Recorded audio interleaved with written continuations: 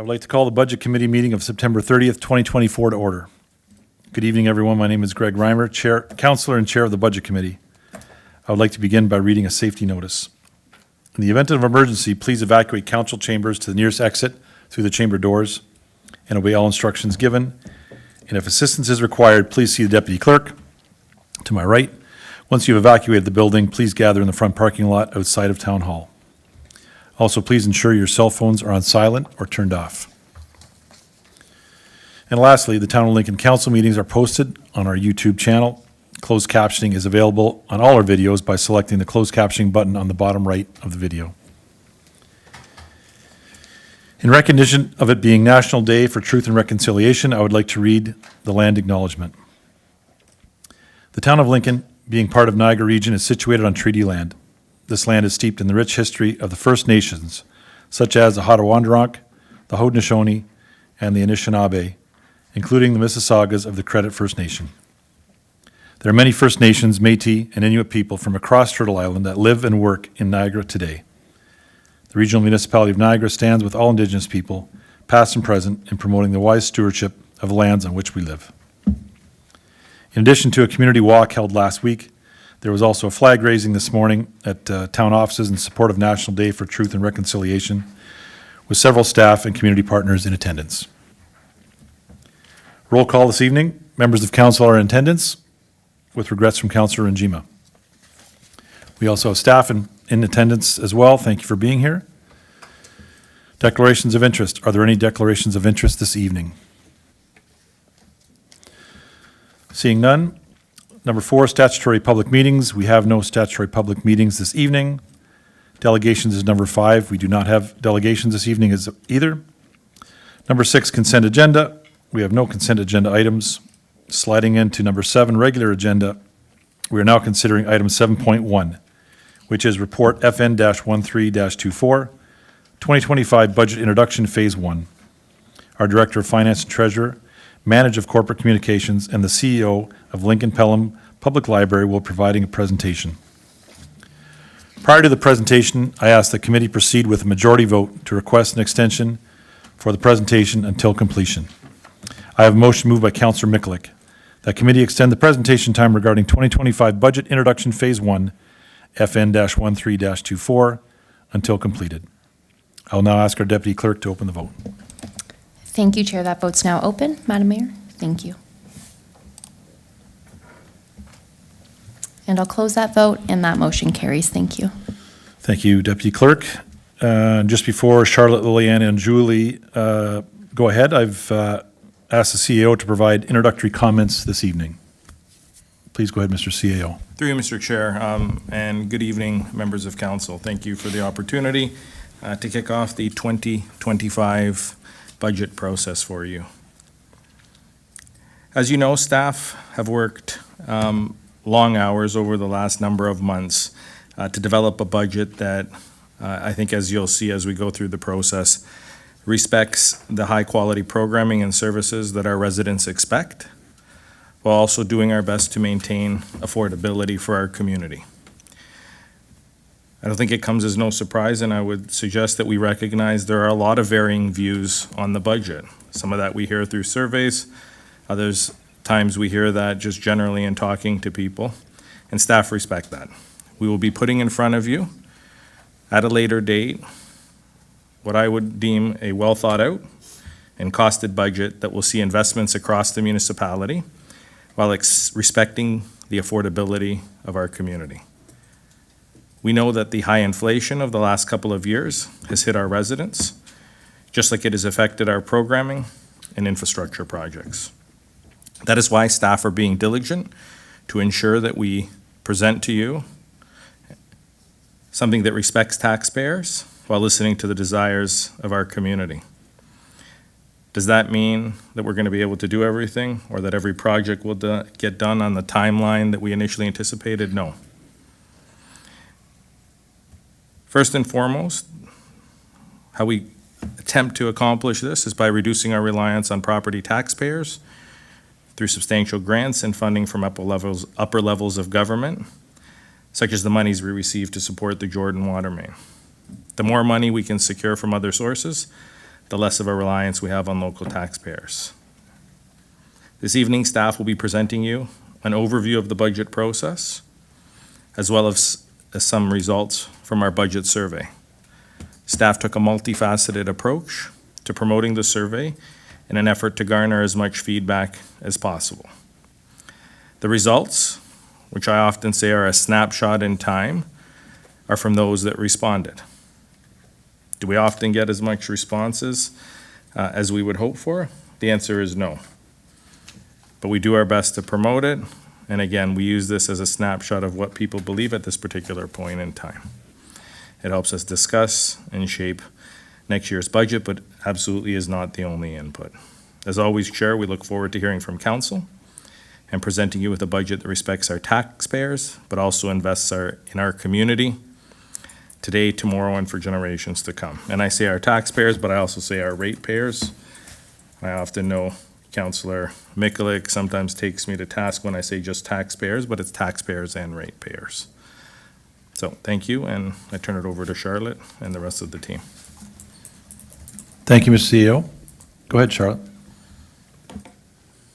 Thank you, and good evening, Chair Reimer and Vice Chair Russell, Mayor Easton, and members of council. I'm happy to be here this evening to once again present the introduction to our budget process and do a little bit of an overview.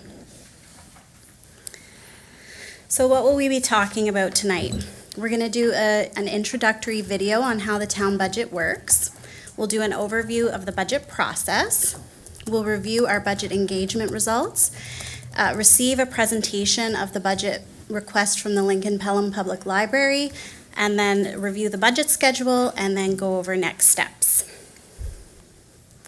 So we're going to start off this evening with the video. You know, you might recall last year I said in 5 minutes, I think it summarizes the budget better than I ever could, but it's a very good illustration for members of the public as well. Thanks, Charlotte. We'll get that loaded for you. 1 second.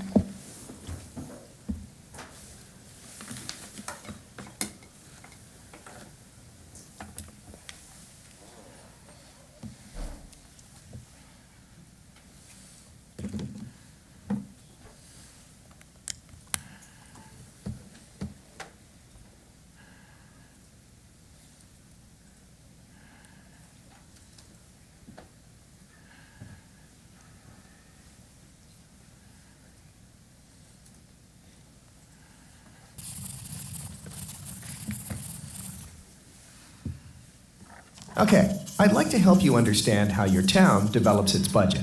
We always hear about them, and often this can feel like another language altogether. Before we get started, there is important information you should know. Ontario towns like Lincoln receive only 9% of all taxes collected, but are responsible for over 50% of the infrastructure. Let's start by looking at what the word budget means. Simply put, it's a planned, itemized summary of money that is coming into the town and how that money is spent for a specific period of time. It's very important to note that provincial government legislation in Ontario states money coming in equals money going out, also known as revenue equals expenditures, or a balanced budget. The town of Lincoln provides more than 90 services to the citizens of Lincoln, so town council and administration always have to make difficult decisions to ensure this balancing takes place. There are two main components of the budget when looking at the money going out side of the scale. Operating pays for all the day-to-day activities of the town.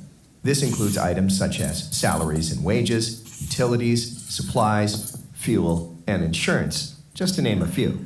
The capital budget pays for all the new big investments or the rehabilitation of current assets under the town's control. So let's focus on how the town collects to pay for all these services. For every dollar that comes into the town, 66 cents comes from property taxes, 2 cents from grants and subsidies, and 32 cents from user fees and other sources. So now we've learned what a budget is, how cities collect money, and how they spend it. Now let's take a look at how these pieces work together. Money comes in through property taxes, grants, and subsidies, and user fees. The money collected is required for both the operating and capital budget. We've already talked about the operating budget, including day-to-day expenses, but it also includes money for funding capital budgets.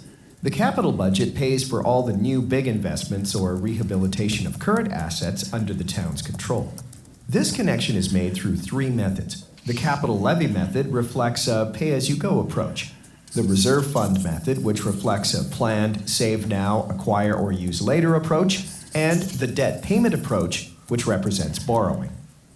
The way the town balances its budget is it adds up all the costs to deliver services, then subtracts all non-tax revenues such as user fees and charges, grants, and interest earnings. The difference is the amount required from property taxes to equal a balanced budget. Okay, so let's recap. 1. A budget is a plan for money coming in and money going out. There are two building blocks to the town budget: operating and capital. 2. The operating budget is like you paying your house bills to keep the lights on. Just like in a normal household, our bills go up with inflation and other economic pressures. 3. The capital budget is like your major outlays: vehicles, house, renovations, etc. 4. Money comes in from three sources: property tax levy, user fees, and grants and subsidies. 5. Money coming in is used to deliver over 90 services to town residents. 6. Town council and administration, with the input of the public, decide how to best balance the town budget guided by provincial legislation. And that is how your town develops its budget.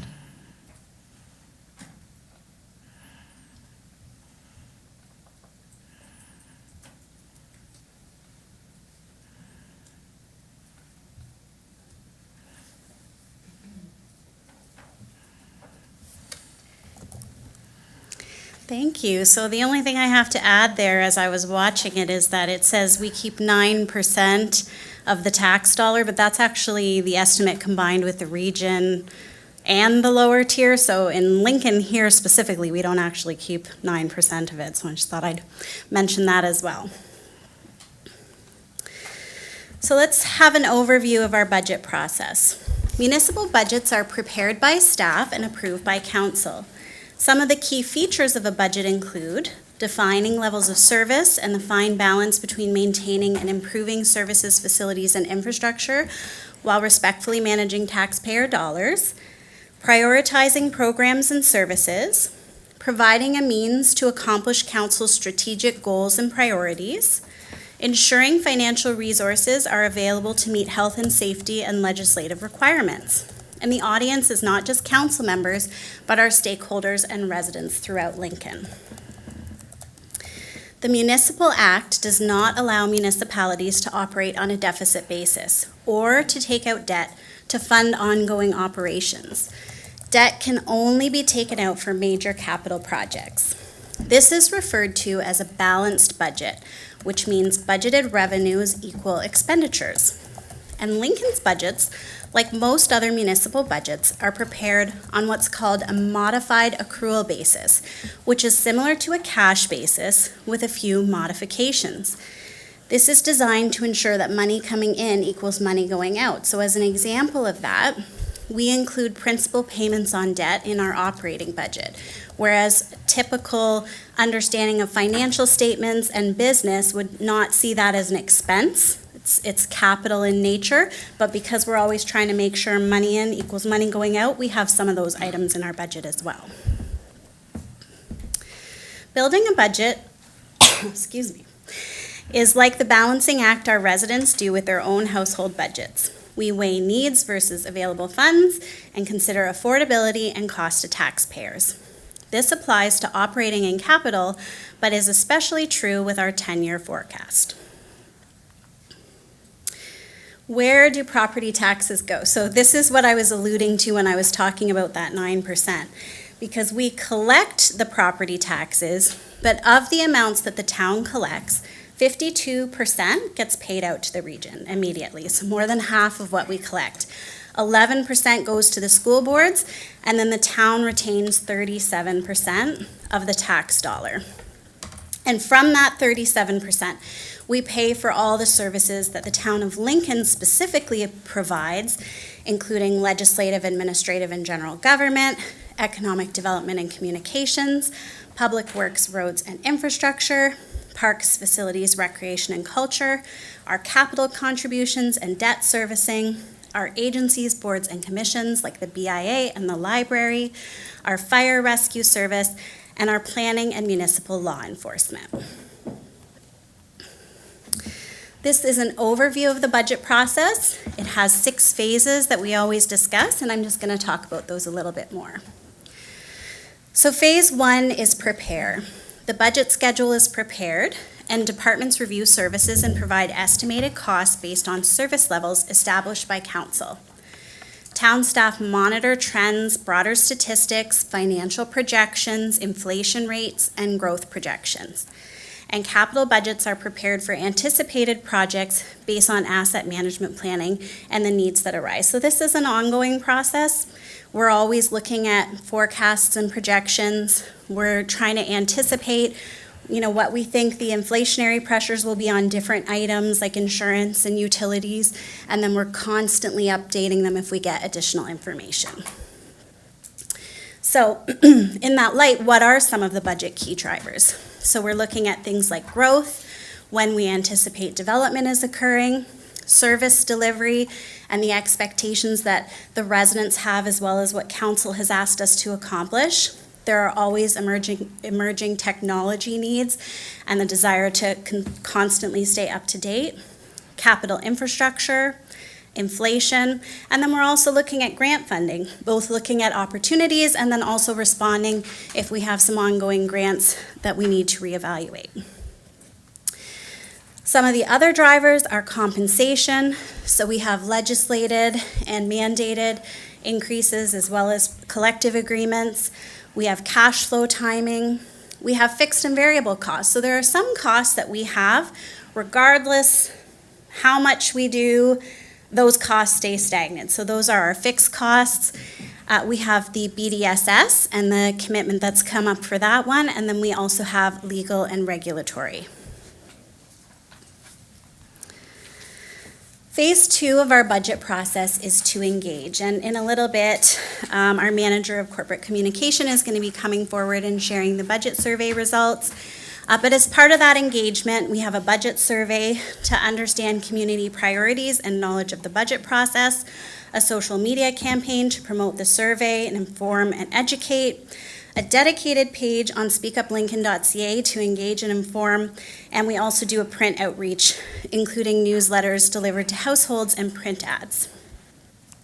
And I know when I came to Lincoln, I was very excited by this. I'm very thankful for the support from our communications staff because I thought, wow, a budget survey and a budget webpage. So, it is very exciting that we get to have these things in place to try to engage our residents in the process.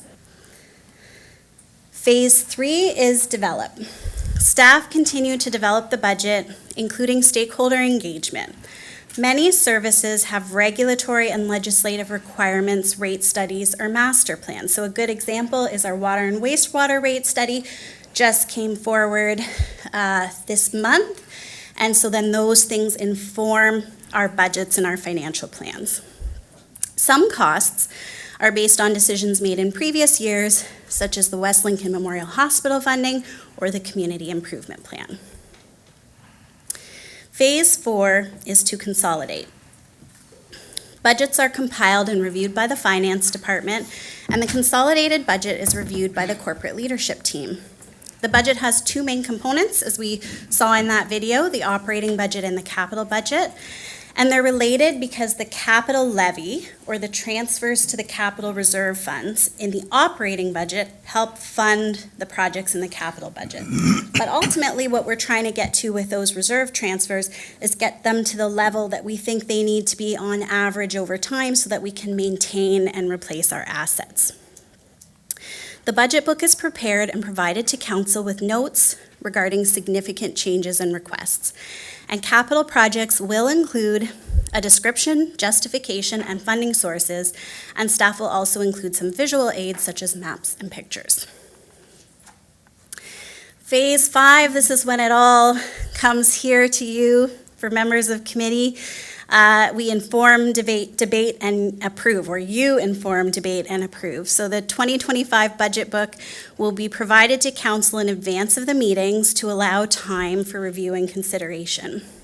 Budget committee meetings are held, And committee may make changes to budgets based on different service level expectations or funding sources. Council deliberates and approves the budget, which determines the property tax rate for the year. And then after that is approved, we go to phase 6, which is educate. We ensure proper communication to the broader community on the decisions and strategic investments made by council. We use all available means to communicate to the community. And the budget report executive summary helps to inform residents and businesses of the key elements of the budget. So what are the budget guiding principles? As staff, when we come together and we are being guided in preparing our budgets, we really aim to accomplish council's strategic priorities that have been given to us as a guideline. So the 3 elements that we look to are to be a welcoming and connected community. So we ensure our budget is informed by our community stakeholders. We invest in community spaces and connectivity through the town's transportation network, and delivering the high-quality services that residents have come to expect. The next one is to be a vibrant and prosperous community, and so in that regard, we focus decisions on results and outcomes. We recognize that affordability and quality of life are important to our residents and businesses, and we challenge ourselves to deliver high-quality programs and services considering the financial impact on property taxes. And we also want to make sure that we're supporting our business stakeholders. And lastly, it's to be a responsible and resilient community, to consider long-term implications in all decisions, to build in flexibility and contingencies for emerging priorities and opportunities, to promote program efficiency and effectiveness, and also to find efficiencies through modernization, shared services, innovation, and strategic purchasing. So I'm going to invite Liliana Busnello, our Manager of Corporate Communications. She's going to come up and present to you the results of the 2025 budget survey and the engagement process.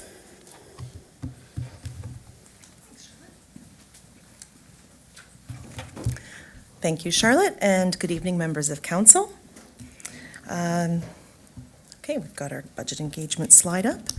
So, once again, we have engaged the community in a very thorough and comprehensive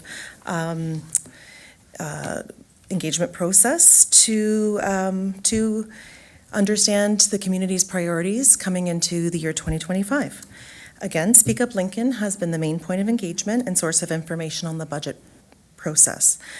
We've got a dedicated budget page, speakuplincoln.ca/budget 2025. It includes the video that you just saw earlier this evening, all of the key dates, budget presentations, infographics. It's got past budget information, including the 2024 budget breakdown and budget book. And it's got our budget survey, which I will get into more details about the survey itself and some of the results. And of course, contact information for our treasurer and our budget chairs should members of the public have any questions. So we had quite a bit of traffic on the page with visits of up to about 1,200 people, or at least visits coming to the page. And this includes people who took the survey or who just, they might not have taken the survey but looked for information. So opening, whether that's checking out the video or viewing some of the documents or just reading the information on the page to know what was happening. Next slide, please. So this year we launched the survey in early June of 2024, which was a little bit earlier than we have done in previous years. It gave us time to leave the survey open throughout the summer and into the early part of the fall, and just gave staff time as well to revisit or review the survey results and a little bit more time to incorporate some of those priorities and findings into the budget review process. This year, we included an incentive for filling out the survey, and so the prize winner, there was a random draw for 4 NPCA annual passes. And as I mentioned, the survey deadline was pushed out to September 8th, so we had quite an ample time to get engagement and community involvement. Hard copies of the survey were also available at our Town of Lincoln facilities throughout the community. Next slide, please. And our promotion was multifaceted and very comprehensive. Included social media channels, and that would have been our corporate accounts and any other shares through our other affiliated accounts. This year, because we did launch the survey a little bit earlier, we were able to include a QR code in the tax bill insert. So that was one other promotional tool that we were able to take advantage of. So anyone who gets the tax bill would have gotten that insert. So that's in addition to everything else that we would normally do. So that was one other advantage to opening the survey a little bit earlier. We did a direct mailer a little bit later on to the whole community, and again, that had the QR code that takes people right to the survey. We had our community newsletter also in the summer. Our monitors in our town facilities, if you've been to our various facilities, they're at Town Hall, Lincoln Community Center, Fleming Center, et cetera, and we have those rotating promotional pieces on there, promoting some of our initiatives and programs and services, and budget survey was up there for an extended period of time as well. We had an email signature campaign link, so in our staff and council signatures, any outgoing emails would have a link to the survey. Print media through ads in local papers.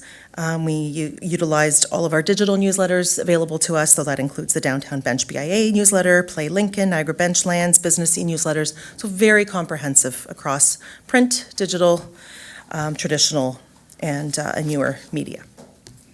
Okay, next slide. Okay, so to the results. We saw a total of 241 survey responses, just shy of last year's total, but quite a bit higher than the previous years. So kind of meeting our expectations, I would say, and this is very comparable to, actually it's quite a bit higher than what we're seeing at other municipalities. Just in my conversations with some of the other local area municipalities, we liaise at times about how their engagement is going in their municipalities, and we're hearing from some that if they're really not getting more than 100 survey responses for similar sized communities. So I think with our multifaceted promotional campaign, that really encourages people and as well as the incentive, that really encourage people to participate. Next slide, please. So I won't get into too much detail on some of the demographics. We've just got a snapshot of some of the demographics here. So age, location, current place of resident, how long people have lived there. So, it's kind of across the board. We have quite the cross-section of representation. Of course, in terms of location, we do have quite a concentration of people living in Beamsville, which is fairly reflective of the population breakdown across the community. And, people, if you look at how long people have lived in their current location, it's kind of across the board. Next slide, please. Okay, as we get into some of the satisfaction and priorities, overall, we are seeing that 81% of respondents rate their overall level of satisfaction with our services between fair and excellent. So that's a very positive response rate to that. 71% of respondents see that they are receiving value for their tax dollar. And that is consistent with what we've been seeing in the previous couple of years. In terms of where people would like to see, or the respondents would like to see investments made, this is a ranking system, so it gives you, it's just a weighted average. So the lower the number is, the higher the rank. And we see that infrastructure or roads, fire services, winter operations, water, wastewater, and then parks, trails, and recreation programs, those are the top 5. And that's very consistent with the previous year, with just one slight change. Last year, winter operations ranked 2nd, and this year it's ranking 3rd. So that was switched with fire services. When presented with broad strategies that the town has available for balancing its budget, and we noted that this is required by law. Again, with an average rank, we are seeing that some of the preferences are, in this order, increasing user fees for facilities or services that have fees, followed by introducing new user fees for services that currently have no fees. Then reduce service levels such as hours or frequency of service, followed by increasing property taxes. And those are the 4 options available, so that's how they were ranked. We also had a question about council priorities, and as you can see on the screen, these are the top 5 responses, with the average rank being the lower number. So we have sustainable financial management, promote a healthy and safe community, promote open and transparent governance, invest in social infrastructure, such as parks, public facilities, and open spaces, followed by, in 5th place, drive economic potential and community well-being. And again, very similar to responses from the previous year. So in this year's budget survey, we wanted to look at a way to identify some of the programs or services that residents are looking to really contribute, that they would be willing to contribute to if they would. So we asked that question, whether they would, be given the option, would they be willing to contribute an extra, say, $100 to fund programs and services that are dear to them. The response rate was, of the survey respondents, 31% indicated that they would, and of that group, the following bullet shows which programs they would be willing to fund additional dollars to. So it just gave us a sense of what some of those programs are that people are very interested and willing to contribute to, for those who did respond to that. Next slide, please. We also asked questions about how residents receive information, and from the responses, people are still using our website and to get information about the budget. So we do, in addition to having our Speak Up Lincoln page, we continue to use our website for public notices about the website, information leading them over to that public engagement site where they can fill out the survey. Interestingly, we still see local newspaper. And I know we've had conversations about, the changing media landscape, but the local newspaper is still truly a viable option for many. And the tax bill insert. So in addition to promoting the survey, we provided information about their tax bill and the budget. So that was it was a very good source of information for us to be able to utilize that in timing with the survey. And we ask, of course, every year we do ask what topics respondents would like to learn more about. So that gives us the opportunity to look at how we can better educate and further promote our budget process. So residents, or the respondents, indicated that they would like to know more about what services the town provides, general information about budget decision-making, and how taxes are distributed. And these next 2 slides are just some snapshots of some of the comments we received. It's really a cross-section of some of the feedback that we received, some positive feedback, some areas for improvement, and addressing some of community priorities. So for example, people are saying they've used many of the services and programs and thoroughly enjoyed them. Parks and park maintenance are paramount to making the town attractive. To live and do business. There's been, we've seen indication that there's a desire for public outdoor spaces and improvements to core areas. Need for some more bylaw enforcement. We saw a couple of those comments. Desire for more public amenities, including tennis and pickleball courts. We see that comment coming in as well. There's always concerns expressed regarding taxes and affordability, and especially during the current economy. So those kind of qualitative comments did come up. Several of them are, we can go to the next slide for that, sorry. Yeah, there we go. Desire for more affordable public transport, for more well-paying jobs. We did have a comment about expanding services through the purchase of the BDSS. More community events and festivals, and active transportation as well. So there was quite a cross-section of comments in a variety of areas. So that was just a summary of the main results for our 2025 budget survey. And now I'll turn it over to Julie Andrews to bring the 2025 operating budget from the Lincoln Pelham Public Library. Over to you. Good evening, Mayor Easton, councilors, staff. Thanks, here. Thank you for this opportunity to present the Lincoln Pelham Public Library 2025 draft budget. Next slide, please. Our new strategic plan has been launched, and the pillars of our plan are listed here on the slide. You've seen this one before. Next slide, please. We set numerous goals as part of our plan this year, and the accreditation by the Ontario Public Libraries Council was one of these. This honor was achieved recently, with the library scoring an average of 95% in 121 categories examined. The guidelines are very rigorous, and they're important as a process for boards and CEOs and library staff to assess their governance and management and services against best practices.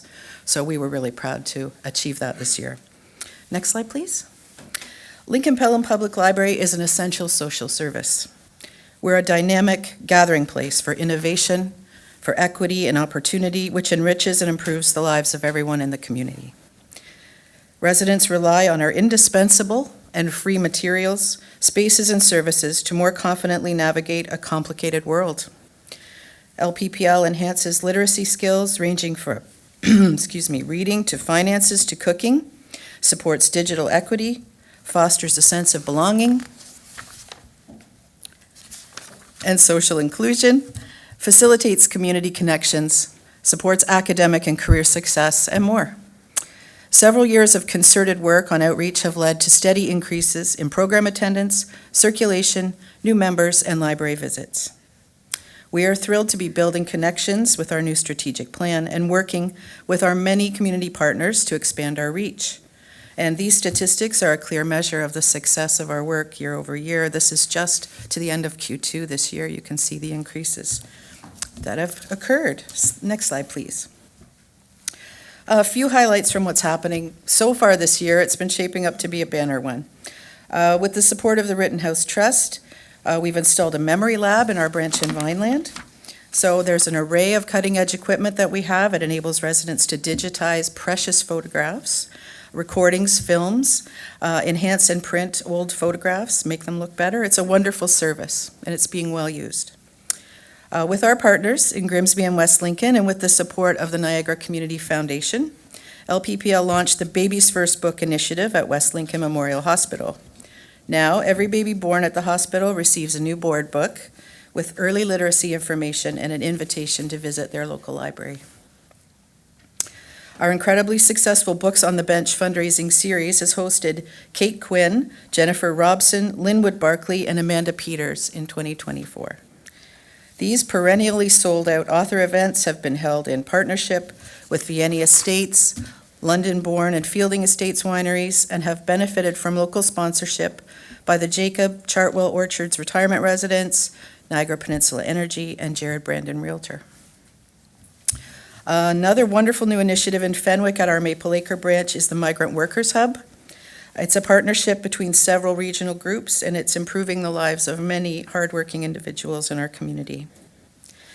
As for collections, in addition to the variety of cool items that we loan, like Wi-Fi hotspots, ukuleles, and fishing kits, we've added Roku devices loaded with streaming services, memory care kits, and sensory kits for those with cognitive needs. Again, LPPL has benefited from the support of the Niagara Community Foundation. We can do so much more when we work together. Next slide, please. These are just some of the many wonderful comments the library receives on a regular basis. We pride ourselves on supporting the community as a place to grow, to prosper, and to belong. Next slide, please. So now to the numbers. There are four main drivers of the proposed budget this year, or for next year, categorized between maintaining our existing core business and growth and service enhancements. So with regard to core business, we have base adjustments to personnel, including step adjustments, increased cost of benefits, and COLA. We are also faced with escalating supplier costs from inflationary pressures, for example, IT, software, courier, postage, end of grant funding to cover hotspot data charges, etc. As for growth and service enhancements, our new bookmobile service commences in late fall 2024. We're very excited. There will be some increased costs for this service, collections, IT, maintenance, and staff costs. And the final driver is improvements to existing facilities to address accessibility, energy efficiency, and community growth.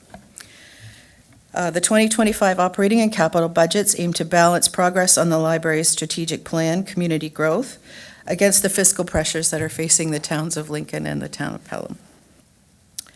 So on the revenue side, the draft 2025 operating budget increase is at $86,122, which represents $49,951 for the town of Lincoln and $36,171 for the town of Pelham, 58% and 42% respectively as per our agreement. Council may remember that in previous years, our increases have been very conservative, including 0% increases in 2 of the last 4 years, all while weathering post-pandemic economic changes. Provincial funding remains static at its 30-year level. Room rentals and fines make up a small part of our revenue, and we have increased those rental rates slightly this year. Operational fundraising is campaign-based. So, for example, we raised $20,000 last year during our Giving Tuesday campaign, which is enabling us to provide free children and youth programming for 3 years, which we're really excited about and really proud of. DC funds are also used to cover some costs for our collection purchases. Next slide, please. So here are the expenditures. They remain consistent with 2024. We have a few increases for staff salaries and COLA, as I mentioned. Materials and technology make up most of the change. Our staff are the batteries that make the library function, and their dedication to service and endless creativity ensure great results for our users. Next slide. Thanks. People in Lincoln and Pelham value their library, and they depend on the resources that we offer. The value we provide makes our towns culturally richer, socially more connected, and economically stronger. Thanks so very much for your continued support of LPPL. And I think we're happy to take any questions. Did you want to say something yet, Charlotte? No? Yes, we're happy. Through you, Chair, would you prefer to leave all the questions till the end, or do you want to do the library questions separately? We can do them all. You had something left to present, though, or? Just to review the budget schedule and then finish off, so. So just review, then why don't we have questions for everything, and then you can do your review at the end. Does that sound all right? Sure. So thank you very much, Charlotte, Liliana, and Julie, and CAO Mike, for starting us off. Do we have any questions from council? Councillor Murray, please go ahead. Am I on? Great, sorry, I was expecting a green light, my apologies. It's been a long time since I was here, apparently. I wanted to ask a question about slide number 23, so I think that might be Liliana about the survey. So slide 23 talks about the priorities that people identified as the top 5. And I'm wondering if we have here it is, yeah. So infrastructure, fire services, winter operations, water, wastewater, parks, trails, and rec programs. I'm wondering if you can share which items hit the bottom of the priority list, because of course, whenever we're having these conversations, we have to make choices. So what are the areas that our constituents, the people who responded to the survey at any rate, are less of a priority for them? Go ahead, Liliana, your mic's on, good. It is on? Yes. Okay. Through you, Chair, to the councillor. I don't have that information available here, but I can provide that to you. Thank you. Thank you. Another question, if I could then. So then I wanted to, also for you, for slide number 25 and 27. So 25, we're talking about would people be willing to pay more for projects or services that they really care about? And then 27 was about the fact that people said they want to have more.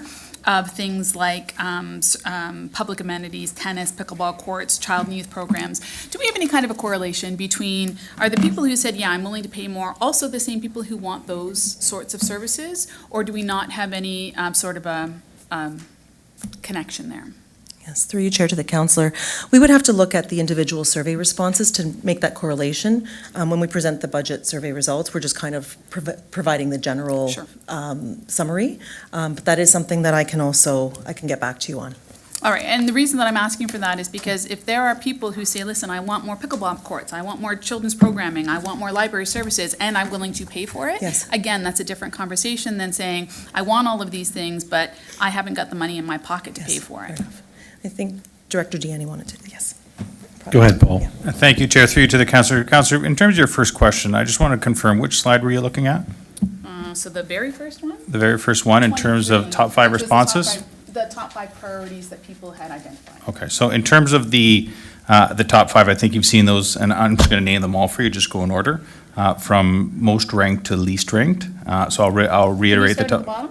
I'm going to start at the bottom, from least to most. The things that they are least Sure, so identified becoming a as priority. talent magnet Okay. would have been the least indicated response. Promoting intergovernmental leadership and advocacy, becoming a top tourist destination, increases community engagement and inclusivity, a balanced and diversified housing options, increased connectivity through transportation network, cultivate agricultural excellence through support for innovation. Next would have been champion environmental stewardship, heritage and smart growth, and then be a business-friendly environment. Then we go into the top 5, Councillor. Wonderful, thank you very much. Thank you, Councillor Murray.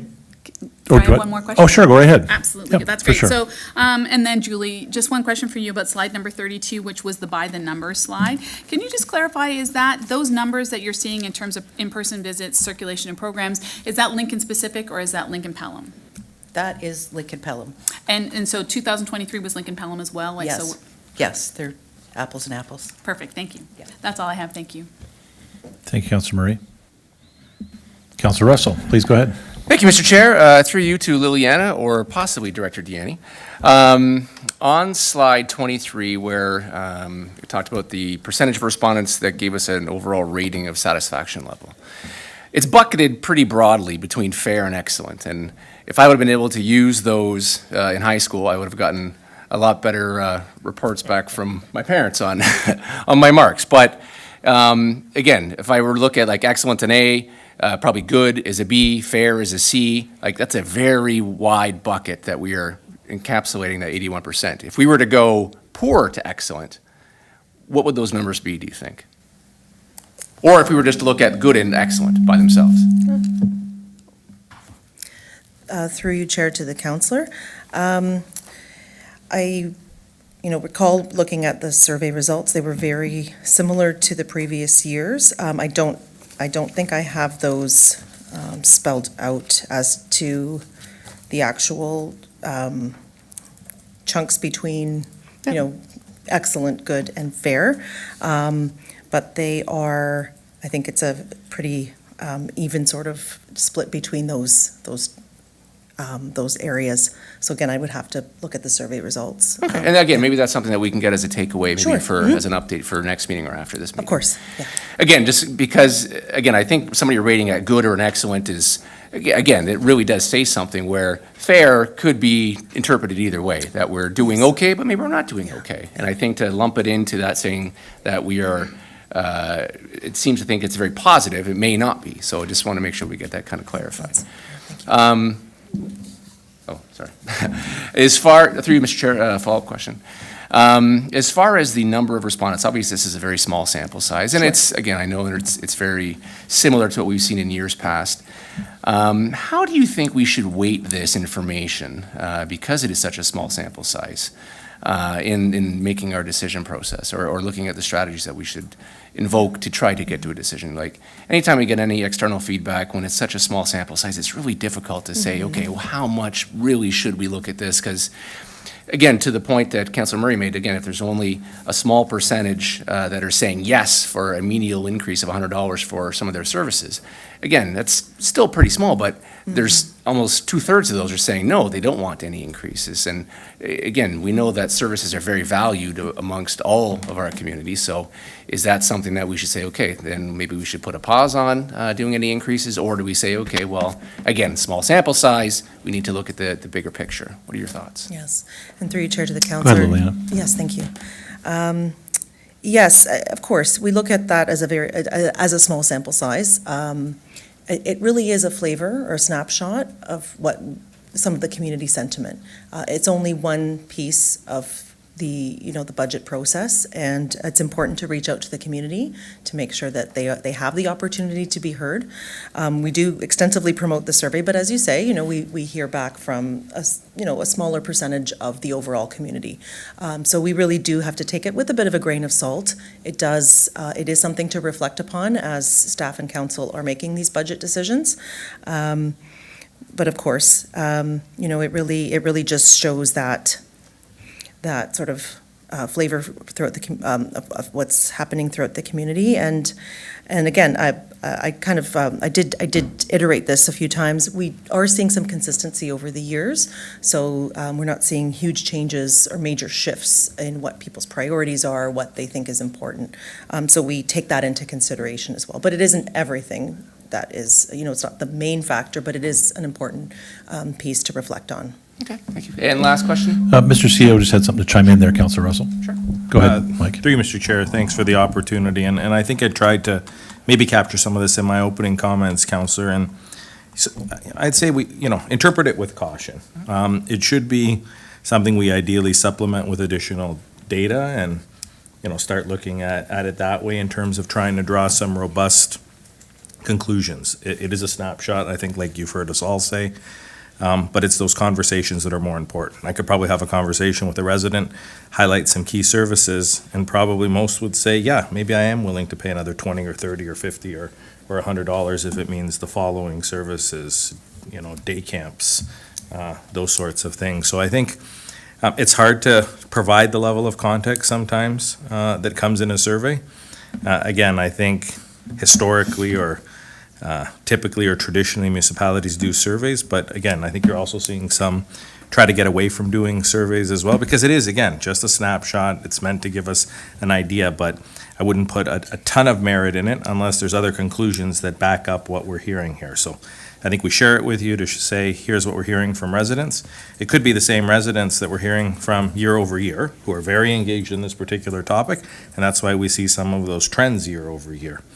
But again, I think, from the perspective of how we start to shape budgets, there's a lot of other variables that are going to go into that affordability, where we're at. You name the topic and where each community is going to be very different. We've invested in roads over the last number of years considerably. Some municipalities have, some haven't. So potentially could roads rank a little bit lower? Sure. We haven't invested in something, and maybe in that particular case, communities want a little bit more of that. So I think, again, it is very subjective. Sometimes the conversations that we gain through ward meetings and other opportunities that we have to talk to people either validate what we hear in these surveys or tell us a very different story. So just a caution, I would say. And also, we got Director Deanne to answer as well, Councillor Russell. You're getting everything here. Yeah, I appreciate the time, Chair, and through you to the councillor. So just going back to your previous councillor or question, councillor, in regards to a breakdown of that pie chart. I do have the numbers in front of me if you'd like me to give it to you. So in regards to please rate your overall satisfaction with the level of services. The very satisfied category, and again, this is me rounding a little bit here, but the very satisfied category was about 17 responses, or about 7.5% of the overarching survey. Satisfied, rounding up again, is about 34% at about 80 responses. And then the somewhat or fair category that we identified would be about 93 responses, or about 41% of the survey. Okay. Okay. Thank you. Thank you, Director Deanne. Go ahead, Councillor Thank you, Russell. Mr. Chair. Just one last question to Charlotte. On page 4 of the presentation, again, you mentioned that talking about services that are evaluated and the importance of them. I'm wondering, and again, not for, you may have it now because I know you're on top of a lot of things, but you may not have maybe a bring back for next meeting. what is the process for evaluating services on a yearly basis in terms of what is utilized, what isn't? Not looking at an ROI versus cost, but maybe an ROI versus usage. And are there services that we retire on a year-to-year basis, just based on either the cost is no longer viable because they're not utilized anymore and things are becoming more popular, so we're putting more money into like pickleball, for instance. Is that something that we can get some information on, either now or in the future? Through you, Chair, to the counselor.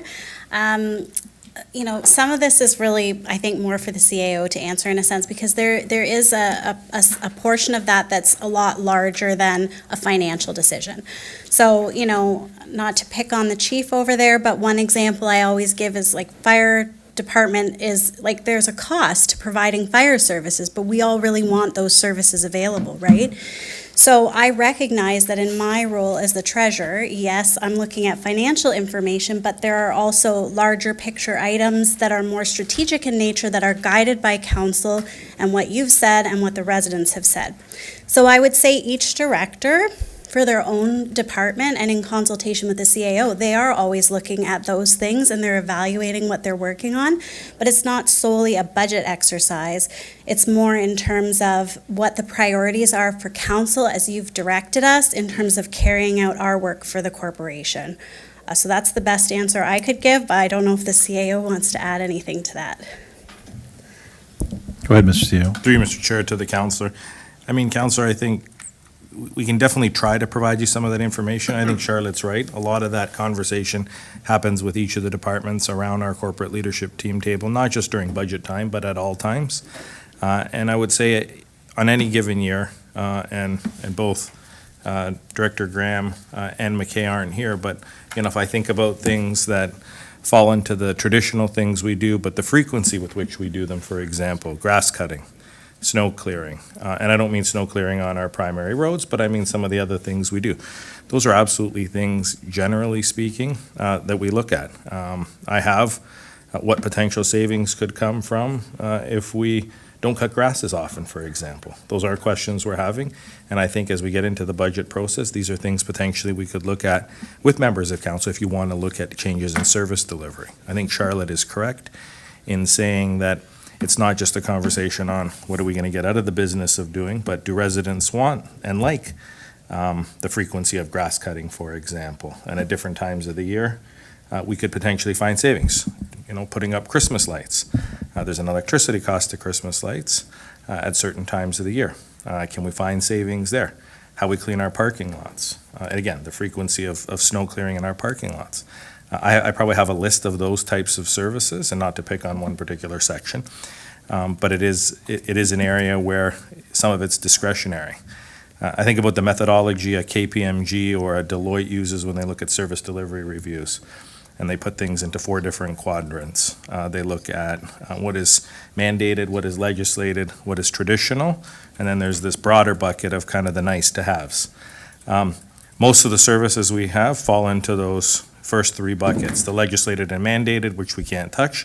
The nice-to-haves are things like arenas, operating ice, those sorts of services that municipalities have been doing, parks, libraries, like you're hearing today.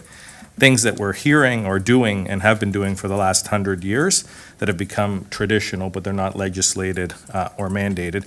And then the nice-to-haves, how do you keep being a leader in certain areas, whether it's becoming a talent magnet, whether it's a succession plan. Some see those as important things we should be doing. Others see them, well, don't worry about that. You'll figure it out if and when you have a mass exodus of staff, so deal with it then. Right now, we've got budget issues we've got to address. So I think we're always looking at, are there services we shouldn't be doing versus services we are doing? I think about open data as an example. A lot of municipalities use open data and share open data. It's something happening in the IT field, in the IT realm. Do we need to be doing it? No. Is there a cost to it? Potentially a small one. Do I know what that looks like? And if it's something we want to focus on? I think, I use that as an example, one, because I'm familiar with it. But again, it falls into that. It's nice to have, but maybe not what we need to be doing right now, because residents want us to focus on something. So I think we can do our best. There's probably not a lot in those we're going to retire doing this service, as much as maybe we're going to change the frequency or how we deliver the service, whether that be putting things all internal or insourcing versus outsourcing, all the things that I think we try to assess and weigh in the decision-making. So I think that's my long answer of telling you service delivery reviews are complicated. I've been through a number of them. We continue to employ those same principles here in the town to try to find out a more efficient way of doing things. And we'll try to provide you more information for the next meeting. Thank you, Mr. Chair. Thank you, Councillor Russell. Councillor Brunei, please go ahead. Thank you, Chair Reimer. So first of all, through you, Chair, I want to thank Liliana and all the presenters. Obviously, we always go to great efforts to try to engage our community. I think we all believe that engagement is important, and every budget we go into, we try to engage.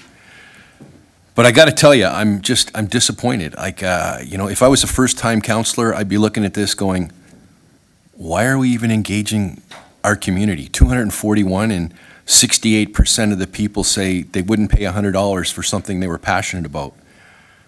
But I'm not surprised. We've been down this road before. But I'm just wondering, we passionately believe that engagement's important.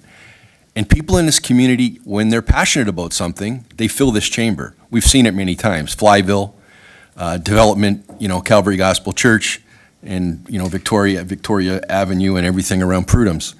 People are passionate about things that affect them, and development is one of them. But I'm wondering, through you, Chair, to the CAO,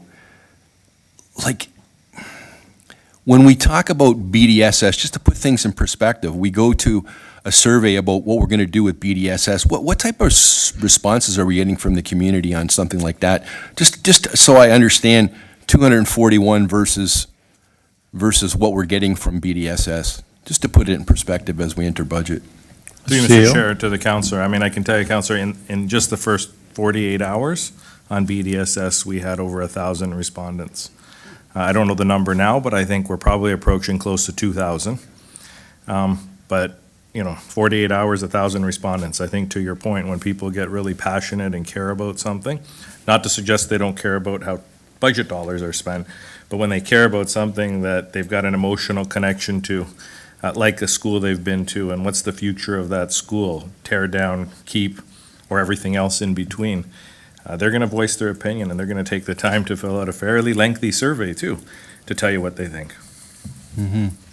Yeah, I just can't, through you, Chair, I just can't get past the point that, you just wonder, do we over-engage? Do we over-analyze? If we didn't ask our residents what they thought about a budget process, would we hear anything? I don't know. Through you, Mr. Chair, if I could maybe just to address that, I think Please about. go ahead. Thank you, Mr. Chair. I think about just the ward meetings we have. I know we've got Ward 1 coming up. I know the type of conversations I get in Ward 3. I think we're going to hear from people, but we hear from people in a different way. I definitely know what people want us to do when I'm at the Fleming Center for a Ward 1 meeting and they tell me there's a lot of dust in the corners. Make sure you clean the dust. Get people out there, Mr. CAO, cleaning the dust. So people will voice what they care about, and we'll hear about budget issues. Maybe it's not framed as budget quite the same way, but people talk about services, and services impact budget dollars. And when you tell people, okay, so you want us to have more X or more Y, they get that there's a cost to it. So I think if we didn't engage and do a survey, would we hear a lot of feedback or pushback? No. I think we just need to be alert when we're engaging in other ways with people throughout the year to make sure we're documenting that same information. Again, not suggesting do away with surveys for everything. I think they have their purpose, but to your point, when people care, we see survey responses to the tune of thousands. When they care a little bit less and it's not in front of them, we don't quite see it the same in terms of the level of engagement. I appreciate that, and I appreciate the opportunity, Chair, to ask those questions. And I just want to thank staff as we go into budget. You always come prepared, and I'm sure we'll have good discussions as we go forward. But it just makes one wonder, as a taxpayer, what's really important to the 27,000 people that live in this community, because we hear from 241. Thank you, Chair. Thank you, Councillor Bernate. Councillor Miklik, please go ahead. Thank you very much, Chair Reimer. Through you to the presenters, thank you for taking the time to prepare all this and put yourselves up to answer these questions that we're asking. It's similar to the surveys and the validity of it. Like I just, not to beat it up, like 241 is less than 1% of the population that I can gather. And it's already been said about you're going to get the vocal on one side and the vocal on the other, and I'm not sure how valuable that data really is sometimes. Like when I look at some of the, I don't know if we get the answers or how this all weighs in, but like the ages of the respondents, 70% were from 31 to 64. 68% said no to spending. Is that of those 70%? So I'm not sure how we figure out what the data is worth and to who we're serving. There's another question within that survey about like whether you owned your home or didn't own your home. I don't know how many of the respondents own their home or were tenants, and that could change the value of the responses. So these surveys, I think, like when we're being presented with the data, this is just my opinion, when we're being presented with the data with these surveys, I'd love to get a little more information than just like a snippet, I'd like to, and some of the councillors through you were already asking, or they were alluding to those questions, like, okay, you told us this, but what about the rest? Like, and that's just the problem I have with these surveys. We're getting to a question, Councillor. Yeah, so through you to the CAO, perhaps this is, I think perhaps this is the time to start cutting. And maybe if we do start cutting, that will get more people in the gallery. That will get more people engaged, and that will gain some attention amongst those that want to keep their taxes down. Or all right, we'll keep your taxes down, but this is what's going to happen. And I'm not sure what the conversations have been like between yourself and your staff, but perhaps this would be the year to generate some interest, because that's what seems to generate interest is when there's changes to lifestyle. So the question for the CAO Yes. is, Are we serious about making cuts? Mr. CEO? Through you, Mr. Chair, so that's not a survey question or probably what we're talking about now, but I can definitely take a stab. I mean, I think the first question, I wouldn't want to compare, or I wouldn't want to suggest cutting for the sake of getting people engaged in a process.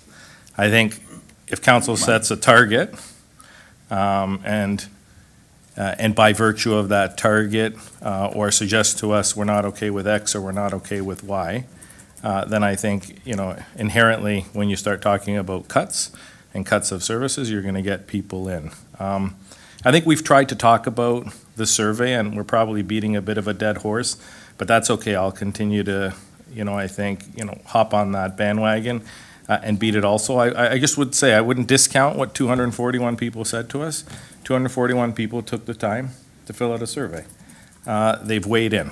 If I had 241 people to a public meeting on a particular topic, we'd think that's a resounding success. I understand that it's not a success here, and again, I don't think it's going to shape every decision we make in terms of what's in front of you as it relates to the budget. It is an input. It's an input I'm going to take. It's an input that our CLT is going to look at and say, here's what people are saying. We are going to weigh a whole bunch of other variables when we come to you with a particular budget in terms of what we're hearing from people. I know when people are unhappy with something because I get calls about it, whether it's truck traffic, whether it's the length of grass, whether it's speeding, whether it's parking. I hear about that. You hear about it. I hear it from you. I hear it from staff. I hear it from a number of different sectors. So I would say, generally, do I think people are unhappy with the level of service they're getting from the town? No, I don't. I actually think people are happy. Do I think there are a lot of global challenges we're facing? Some of them are regional challenges, some of them are more national or provincial challenges, absolutely. Housing, affordability, all those things. I met with a resident today to talk about housing and how he wants us to move quicker on some of these housing initiatives. I understood his frustration. He doesn't like waiting for certain things. I think those are all just different issues that we're facing that a particular budget or a particular survey is not going to potentially solve. So, is now the right time to make cuts? I think anytime we should be exploring cuts, but cuts come with a conversation around service. I don't want to tell you I'm going to cut the amount of time, or I'm going to stop cutting grass frequently, and then you're going to get a load of calls from people saying, a barrage of calls, as I heard over here, from people saying, what do you mean you're not cutting grass as frequently? Unless I tell people, in order to save 70, 80, 60,000, whatever the number is, we're going to cut the frequency of grass cutting. And I just use that as an example because I've been talking about it with staff. You know, I said, and this was the exact question I asked Mr. Warden, if I went to less frequent grass cutting in terms of not, going to it every 2 weeks instead of every week, or not twice a week during certain peak times, would residents notice a difference? And his answer was absolutely they'd notice a difference. So if you're going to do that, we can do that. We can cut back on certain things. We just need to tell residents we're doing it. And so think about that across the 92 different services we have. Not all of them are external facing that residents will see. But I think about, Meet the Fleet. I think about Fling Off King that we had this weekend. All great events, all great things we're doing. Now, that's not to say we shouldn't look at back of house issues or back of house functions that we do, making sure we're efficient, making sure all the things we do are the right things, making sure how we communicate is right, making sure what we're doing in terms of the way we're giving people tax bills and offering them opportunities to pay and staffing levels. All those things need to be explored. So can I tell you right now it's the right time to cut? No, but can I tell you we're looking at things like the ones I've mentioned this evening? Absolutely. Yeah, no, thank you for that answer. We deal with those phone calls all the time from residents as far as, we'd like to see this, we'd like to see that, but, I mean, until we're saying, we're sorry, we can't do it because we cut that. And people say, oh, well, why'd you do that? Well, this is why. That's how you generate, I think, some interest amongst the community, that would perhaps get at least one person in this gallery tonight.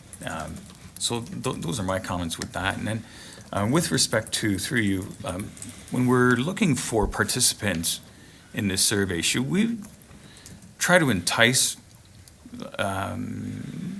little like MPCA passes? Like, should we like these surveys to have conducted professionally by an organization?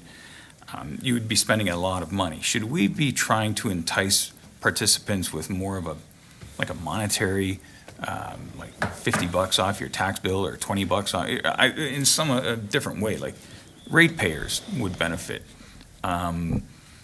Some sort of enticement that way. Directing that question to who, Councillor Mickley? Perhaps Paul Deaney, he's got his hand up. Director Deaney, please go ahead. Yes, thank you, Chair, and through you to the councillor. So a couple of comments there, councillor, and I think just to encapsulate some of the questions that I think I'm hearing from a few members of council is that you do want to see a little bit more information in our presentation when we come to this point in regards to the responses on our survey.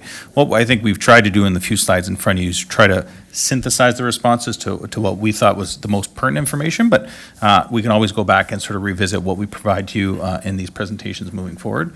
But as the CEO said, 241 responses, I think you've heard it from a few people, is quite good when it comes to budget responses. So I don't want to discount, as the CEO said, those 241 individuals. But in addition, we also are taking a look, I know staff our conversations between finance and communications are already happening about what our survey looks like next year. Is there opportunities to do it maybe better, shorter? Because, I think there are a couple comments in terms of the length of the survey, but we're always looking to improve our processes and such. In regards to your last question, Councillor, about an incentive, we actually did do that this year, so I'll turn it to Ms. Bushnello to explain what we did. Thank you, and through you, Chair, to the councillor.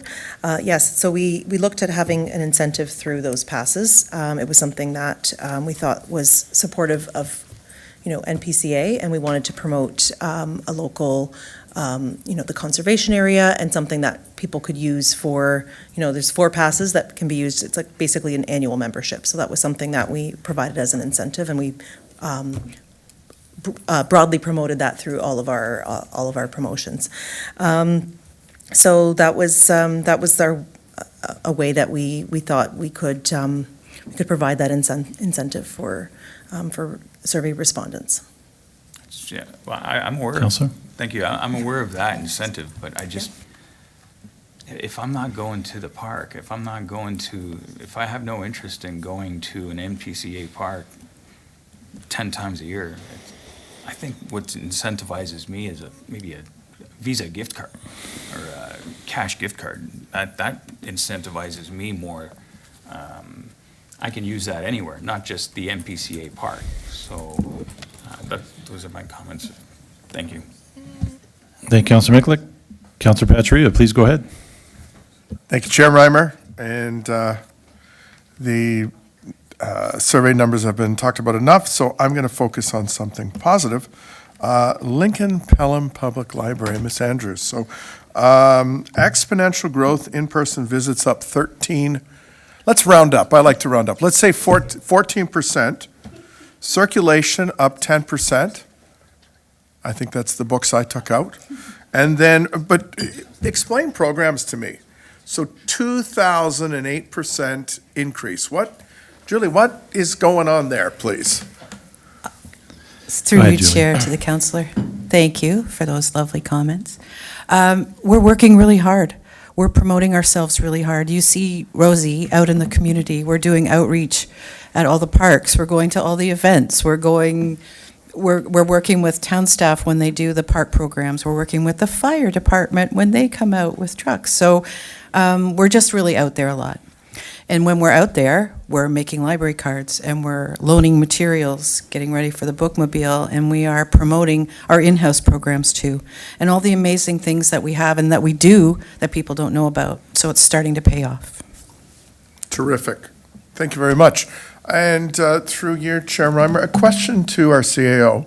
The other night at council, Regional Councillor Foster made a comment about you guys have a lot of debt, which I didn't think it was fair to Mr. Bruder to answer it because you and the mayor were at something else. But I wanted you to talk about that because I don't think we do. And, we're below the thresholds that we've established and we're below the thresholds that the province has established. Debt financing is about future residents paying for goods and services, not the current taxpayer. And we've remapped the 10-year capital plan to address that. I mean, we have done a heck of a lot of roads and non-sexy infrastructure projects over the last little bit, but it's work that needed to be done. And it's work that, unfortunately, the price has gone up. So could you just talk to that? Because I'd like you to kind of set the record straight because I don't think that was right. Mr. CEO, please go ahead. Through you, Mr. Chair, to members of council. So coincidentally, I actually had a meeting with Councillor Foster, I think on Friday, kind of one of my quarterly touch points with him. And he wanted to know if I actually had heard the comment that he made, which I had heard, had debriefed with Director Bruder in terms of that. And I think anytime comments like that are made, it's important to provide context because if you throw a comment like that out without context, I think sometimes people can misinterpret it. So do I think our debt levels are creeping up from where they were? Yes. I think that's a fair comment to make. When I think about the 3 projects really that are driving some of that in terms of last year to this year, I think about West Lincoln Memorial Hospital and the 8 million. I think about Jordan Village and the approximate 14 to 15 million. And I think about the Jordan Water Main project, which we did receive approval recently for in terms of the grant, which is one of the largest grants we've received. However, if you'll recall when Charlotte was presenting last year's budget, some of these things that we need to ask for, they get worked into our debt projection. We have to ask a year in advance for, or we have to ask with enough leeway for. So we had asked for that, that what I call cap space often to you in terms of that project. I think about those three particular projects. I think about the year before, a couple of projects, Rittenhouse, Drake. I think about Lincoln Avenue, Green Lane, a lot big infrastructure projects. If we look at the water main, an $8 million project going down Jordan Road not too long ago, to then a global pandemic and all the other challenges that we have, to a project now that is closer to 15 to 16 million potentially in terms of what we're looking at. So I think municipalities are faced with these challenges. Lincoln is a little bit earlier on. We're in West Niagara. We're experiencing that kind of growth that's coming in the growth infrastructure a little sooner than my colleagues. Councillor Foster will know, because this was a report that went to the region, that a number of municipalities are facing some of these growth challenges. I think of Port Colborne and all the infrastructure they need to put in now to support the battery plant and some other infrastructure investments they need to make. St. Catharines with its infrastructure investments in terms of servicing and servicing capacity. Niagara Falls and the new water and wastewater treatment plant that needs to go there. So I think it's a comment that's it's important that we have. I think having a conversation around debt is an important conversation. It's something this council has wrestled with. It's something this council has looked at. It's something staff are cognizant of. And as our own source revenue increases, those numbers every year change.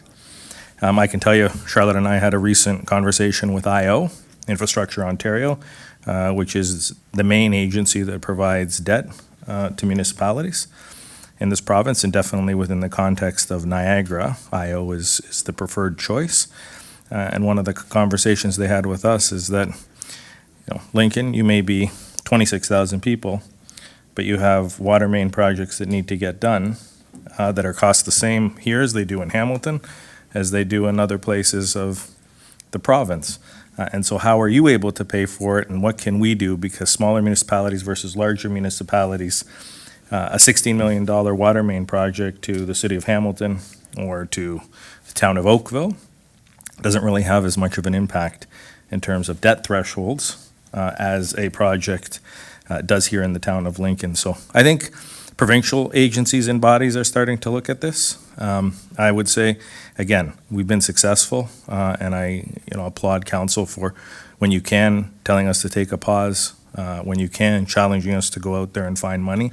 It helps those debt conversations, but simply saying Councillor Foster thinks Lincoln's debt is high is not necessarily, I think, contextually providing the entire story. So I think in and of itself, it's a comment that's probably accurate, but without the context piece, I think the context is important. And I would say, after our conversation, I think Councillor Foster and I both agree that we're saying the same thing. And maybe just one comment on kind of the remapping. We continue to look at our remapping as projects come in and as costs come in and as things like the slowdown we're seeing right now with the economy happening due to interest rates and high inflation. We continue to look at our remapping exercise. And I think as you look at our capital plan when we come to you during budget, you'll see things continue to get moved out, again, just based on the timing of development. I think about some of our fire station builds, and the chief and I had this conversation last week. Some of them are contingent on when we're going to see buildings at Prudhome's, but because of a little bit of a slowdown of, let's say, 18 to 24 months, again, that starts to move things out. So it is a very fluid exercise. I know I've said that to you always. Capital plans are fluid. I know it's hard sometimes because you guys want to say, Road X is getting done when resident, so-and-so is asking you about Road X, but I think that's some of the challenges we deal with. So the remapping continues and something we're going to do. I'm cognizant of where we are as a municipality. Thank Councillor Patry for bringing that up. And thank you, Ms. CEO, for that. You want to come back in? We got three in the... Mayor Easton, Councillor Timmers, Councillor Russell, can you please go out so we can get Councillor Patry back in there? Please go ahead, Councillor. Yeah, thank you, Chair Ryman. I apologize to everyone else. So having said that, Mr. Kokopoulos, so a remapping of the 10-year capital plan, and also a remapping of the debt, knowing that the $8 million that we received from the province. to Charlotte, I guess, or, and the CAO?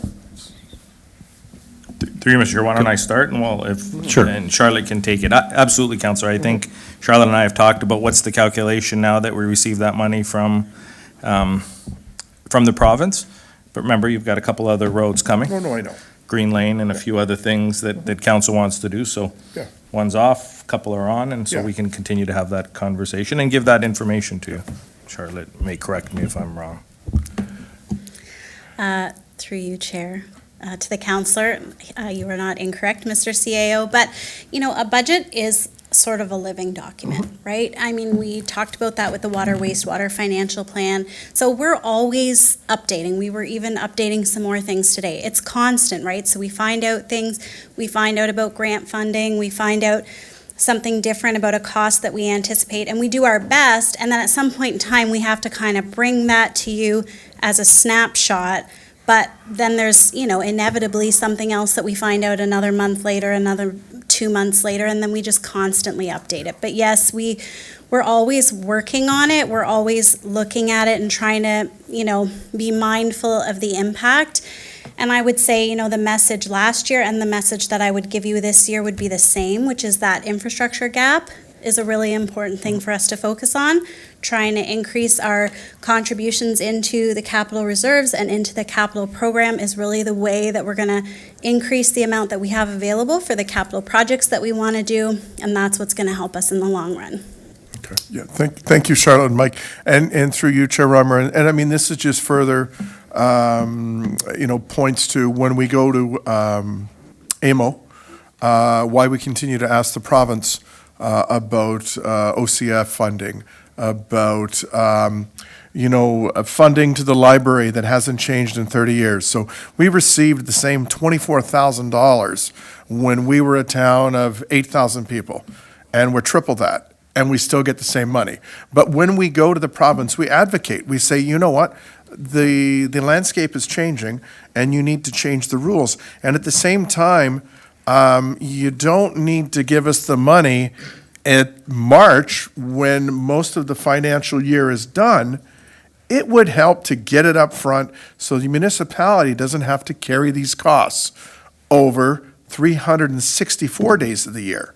So we continue to advocate, we continue to push, and, you know, to say, okay, sure, you're giving us the money, just give it to us in a more timely fashion. So thank you, Chair.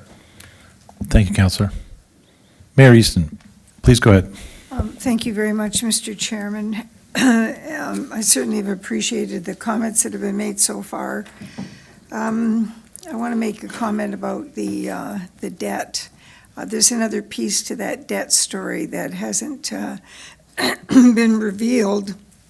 That's all of the conversation around Standard & Poor ratings for the region.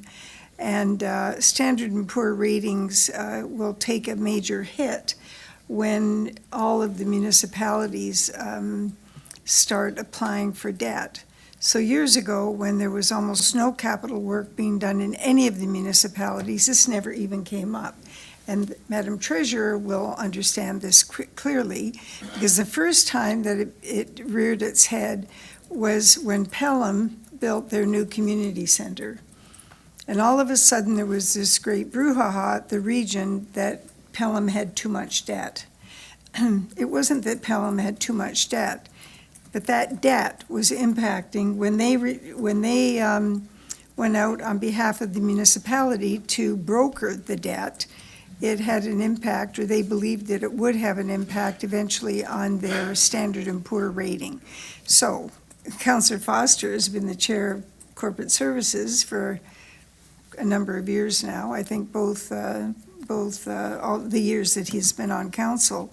And so it is a concern that's out there, but in fact, I'm not losing any sleep over it, because the work that needs to be done here and that we prioritize to be done is the work that needs to be done. And everybody else has to work their way through that. But I think the work that we did in the last budget year to rework the budget and the priorities around our debt should be our reasons. It should not be, we should not be impacted by external factors as long as we are, especially since we're within the thresholds. So that's just my little piece on that. Mr. Chairman, the ages intrigue me on page 22. And they intrigue me because I'm always concerned about what's going on here for the youth of the community. And are we doing enough? And so when I see that 58% of the people that are, I'm leaving out the 31 to 44 because those people are prime child rearing years. And the 45s and up to the 75 plus, that's about 58% of the population. So who is advocating in this community for youth? And I'm talking about the little ones as well as the youth who are always looking around for something to do. So I'm not looking for an answer, but it's somebody needs to, if it's not us, then who is it? I know it's the library. They're looking out for everybody's interest. So, you know, does that get distilled into the kind of assumptions that we make in order to make priorities? So I thought that was kind of interesting.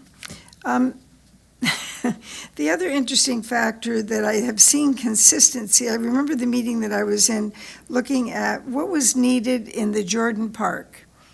This was the first public meeting in the Jordan Park. We started out, there were 8 things that were taken off the list. We don't need this, this is about 8 things off the list immediately. And then we promptly put 12 back on. So when it's my park, or it's my project, or if it's something that I'm interested in, or money that I don't want taken out of my pocket, then I'm going to tell you about it. So I know, this is what I know about the end of that kind of a discussion. Somebody has to look for the balance in all of this. And if it isn't us, because we're the ones that are making the final decisions, we need to listen to everybody, and then with the staff, we need to figure out what are the priorities. And the priorities come from a set of assumptions that we hear from all over the place. The sources of those assumptions are everywhere. It doesn't mean we need to spend more money, but it means that we have to be very careful about taking things off. Personally, don't ask me about removing grass cutting. It'll be the first thing that people will notice, and it will drive them crazy. It would be no different than, it's no different than the year that we had the new laneway going down through Conkle Creek, and Councillor Russell came. He wanted more money spent, snow removal, because that was important to his people. And we did it because there was a very, very strong position that was taken by people. So, you know, just be careful that when our own political, I'm not blaming Adam. I'm not blaming, he's got broad shoulders, but we all have political aspirations around how we want to help the members of our public, including making sure they have great service and making sure that the staff respond 7 days a week, just about 24 hours a day. And don't laugh at me, because that is exactly our standard here, and it's well known, and the public know it too. So. Is there a question, Mayor? Yes, there is a Okay. question coming. Thank you. Thank you, Mr. Chairman. So this is my question is around, to the chief librarian. So again, this is another thing that I know is going on in the community.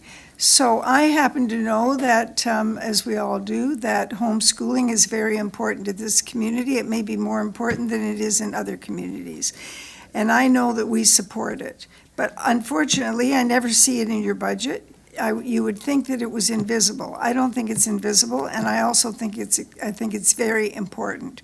So, Julie, could you give us a little spin on that, because I think it's an important thing that people should know about. It's extremely important, and I also have a second question. So go ahead.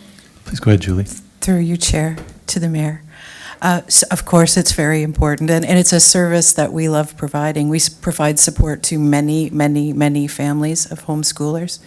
at both in Vineland and Beamsville.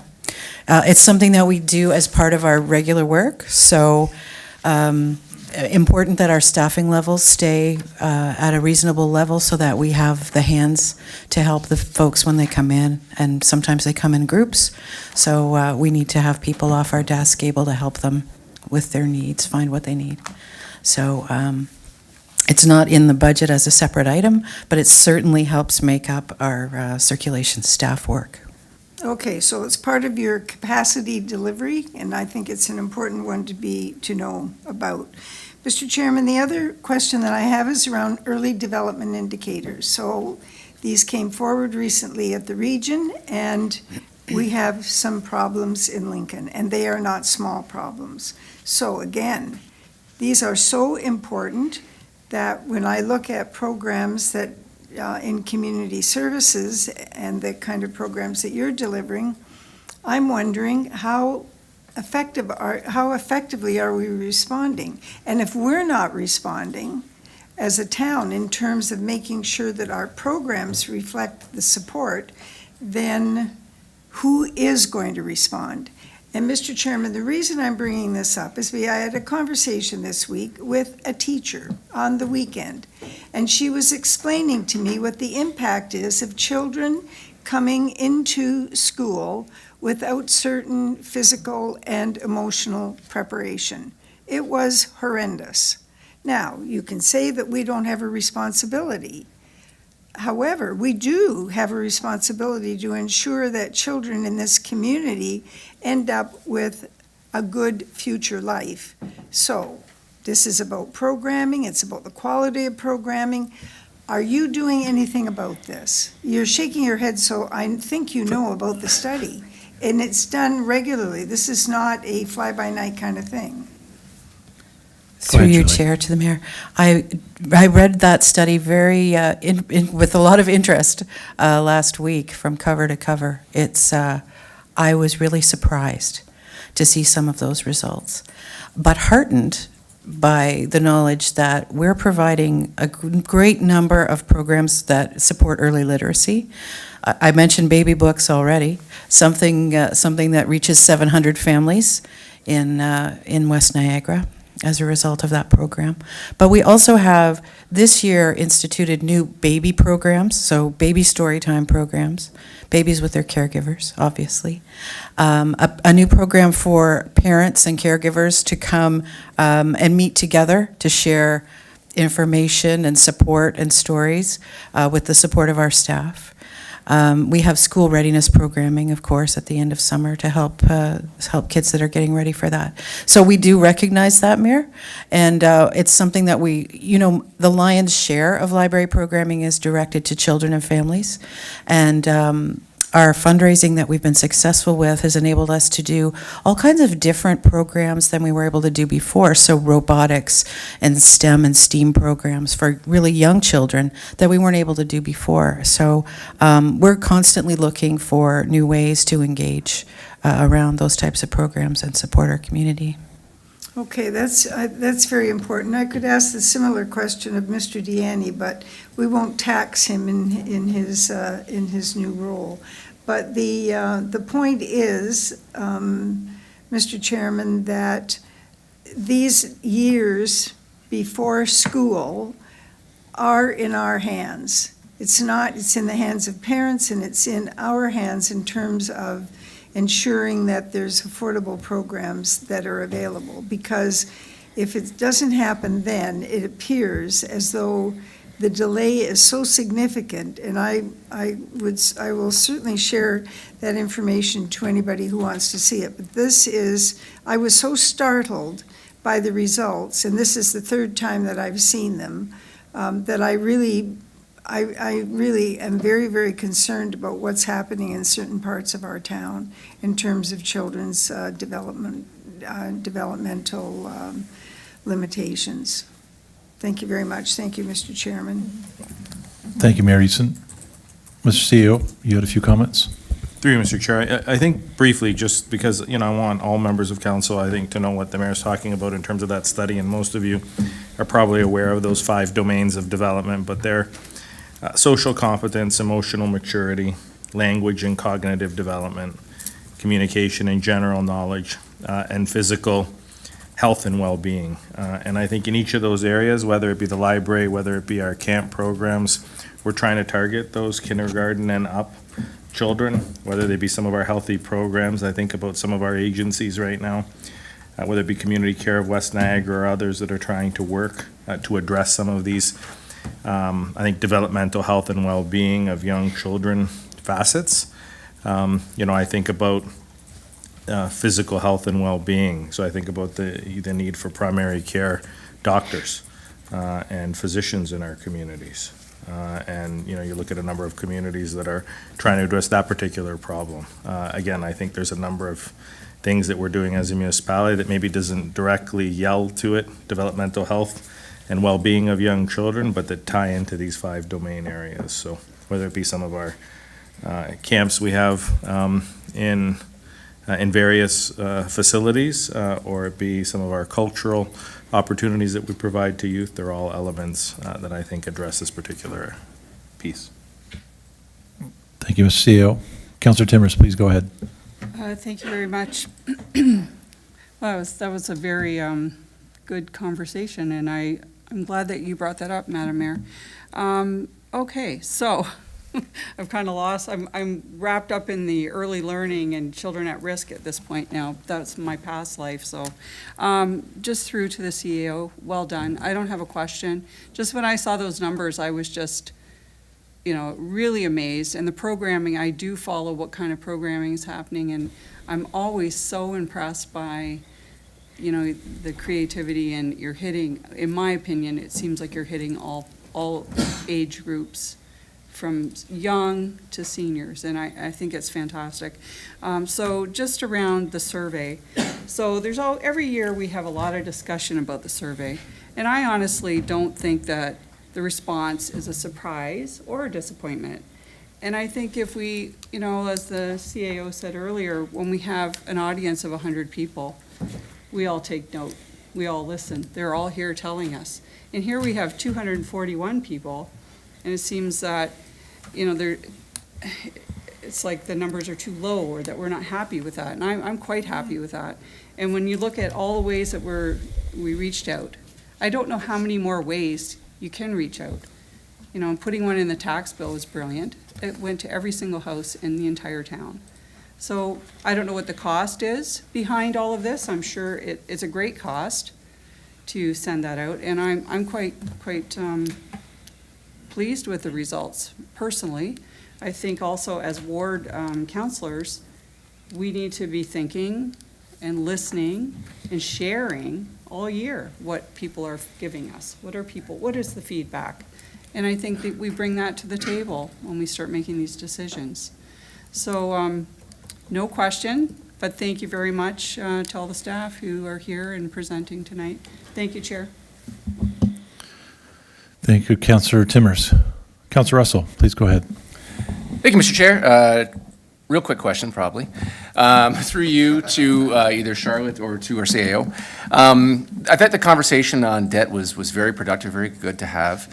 And it reminded me of a conversation we had with Gary Scanlon, I think it was the last time he was in, where he talked about how other municipalities take on debt and what they spend it on. And one of the comments he made at the time, and I did ask him a follow-up at the time, was he mentioned that, and I don't know if he said many or most municipalities don't spend or take out debt for road projects because they end up fixing their roads before they're actually paid off. Do we have any policies in place in order, and again, because there was one of the comments that kind of kept me up for a short while. Do we have any policies or best practices in place where we can start looking at how we should utilize debt and what's the best way? And again, when he said that, I was kind of like, I didn't realize that. I thought you just take out debt for what you need to cover off, but if there are best practices out there, maybe we should look at them. Go Go ahead, Charlotte. Through you, Chair, to the Councillor. Well, first of all, in the Municipal Act, we are prohibited from taking out debt longer than the life of the asset that it relates to. So that's number one, is that, I'm always looking at that when we do our budget process. I know we had a conversation about the lives of the fire trucks, so that's something that we're looking at as well. But really, we're not allowed to, by legislation, take on debt for any longer than the life of the asset. So beyond that, it has been a project that we are going to still work on in the next few months in the Finance Department, to work on a policy related to the debt, to incorporate those changes that came out of the ad hoc committee, and then make a few other recommendations. I mean, strategically, I would say right now, what we're trying to focus on is getting that contribution to the infrastructure reserve number up, so that we then have more leeway to make strategic decisions. And then I think we'll be looking at it more strategically in the future. But right now, what we kind of do is we look at those priorities that council gave us in terms of, are there legislated, regulatory impacts? Is it a strategic investment? For example, the water main was strategic in terms of unlocking growth. So we look at all those factors right now, and then that's how we decide and make that decision. But in terms of entrenching it in our policy, I would say that's probably a little bit further down the road in the future, once we get those numbers up where we want them to be. Does that help? Yeah, just a quick follow-up. So then, do other municipalities have those policies in place already? And it's just something that we're not at that level of maturity yet, or need? I mean, I haven't done a poll of all the municipalities in Ontario. I would say, based on conversations I've had with other finance people, not all municipalities have a full debt policy. Some of them have like a financial principles policy, which Lincoln also has, and it has some guidelines in there. So I know, for example, I wrote the debt policy in one of the other municipalities that I was in, and I pulled from a few others, but it's not like there were tons and tons and tons for me to pull from. So I would say it just kind of depends on the municipality, where they're at. We've had conversations at the area treasurers meetings along with the region in terms of those things, because I think, to the mayor's point, what she was talking about earlier, is we're trying to coordinate. So we all affect one another, right? And so we're trying to look at doing things in a coordinated way. And so as part of that, we're looking at what would be the reasons we would want to issue debt. And then I'll be taking that and looking at it and bringing some forward to you as well. Okay. Thank you, Mr. Chair. Thank you, Councillor Russell. Councillor Meglick, please go Thank ahead. you very much. Just a quick question through you to Charlotte. I think in the past years, we've taken an optimistic look at revenues. What sort of a outlook are we taking with 2025 in terms of revenues? We've talked about spending a lot. We've talked about debt, plenty of debt. But what about revenues? What sort of are we being conservative with our approach to what we forecast? What sort of approach are we taking with respect to revenue, anticipated revenue? Go ahead, Charlotte. Through you, Chair, to the councillor, is there a specific type of revenue you're referring to, or do you just mean in general user fees and? User fees, DC revenue, like all the revenues, all the so-called buckets that fill the can. Okay, well, I view them as very distinct buckets, but, so for DCs, for example, I am kind of looking at the trends over time, and then we're also looking at what kind of applications have been coming in, what applications we anticipate coming in, and then typically with DCs, I try to stay on the more conservative side in terms of what I'm anticipating will come in for those capital projects, and then whether we would have to issue more debt for a DC project. So DCs are kind of, we have to be more conservative because it is more uncertain in timing, because it's dependent on the developers. In terms of user fees, I would say I think in our role in setting a budget, there's a balance there. So what sometimes can happen is you want to make sure you come in on budget, so you want to be conservative on your revenue forecast, but we have to make sure we're as realistic as possible, because we don't want to overtax, or we don't want to overcharge either. So same thing, we look at, are our fees increasing? what has it looked like historically over time. Even that is a little bit tricky right now because when I go back and I look at the trends, COVID impacted a lot of things. So sometimes I'm, going back prior years and then trying to extrapolate things. But we are doing our best to look at that and try to be as realistic as we can, not overly aggressive, but also not overly conservative. Perfect. Thanks Counselor? very much. Just one more comment I was going to make. I thought this was Make it very a quick one. very productive conversation we just had tonight. So appreciate everyone chiming in and weighing in. Thank you. Thank you, Councillor. Mayor Easton, please go ahead.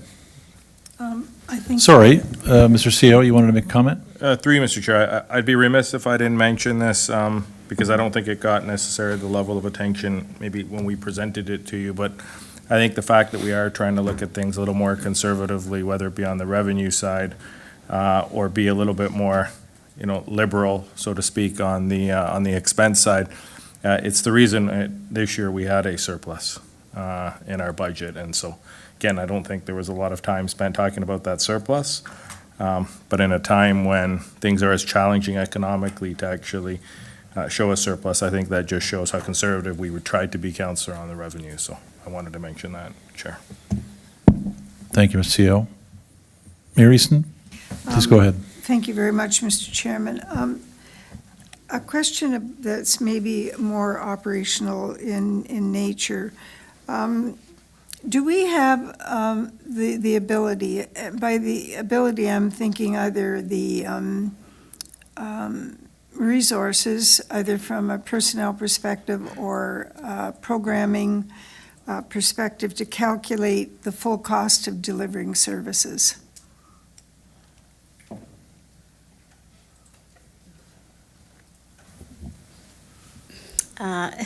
Through you, Chair, to the Mayor, that's a big question. So I would say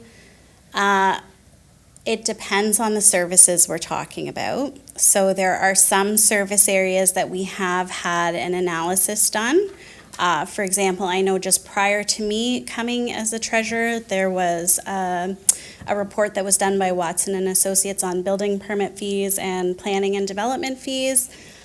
So some of that's required by legislation for the building department. We just brought something forward to you on the water and wastewater. But do I have the ability for every single program that the town runs to calculate the cost of that program? I'm sure I could if there was a specific one you asked me to dig into, but I don't keep the data at that level for every single thing that every single department is doing.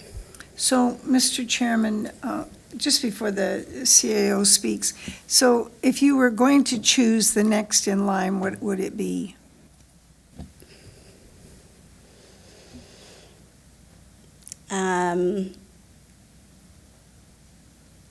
Me? I'm looking at our CAO.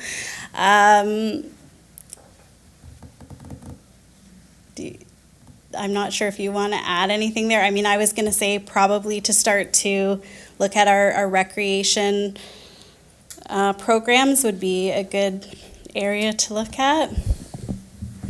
CEO, please go ahead. Through you, Mr. Chair, so I think what the mayor's talking about is getting into depth, and I think it, on things like activity-based costing. So you're talking about program costs, you're talking about indirect departmental support for those programs, you're talking about operations and maintenance, and then the capital costs that go into those. You take all those four, it does require either a consultant or a high level of sophistication in terms of the way we keep data to start analyzing those programs and services, how much facility space they take in our facilities, and then the full cost per service per hour program. So a worthwhile exercise, I think, for some municipalities. Do I think we're at that point? I don't think we've got the capacity or the resources or the money, to be honest with you, to start looking at that. You then go from that into a fee design exercise in terms of, does the fee then allow you to recoup as much of these costs? I think the challenge with that is people's ability to pay. That exercise done in a place like Halton versus parts of Niagara versus Hamilton, for example, could show you that it costs the exact same amount of money to deliver a service, but the fee design is very different, and there's an ability to pay that we need to incorporate into that. So, well, I think the exercise is maybe a good exercise for us to start looking at. What are all the costs around services?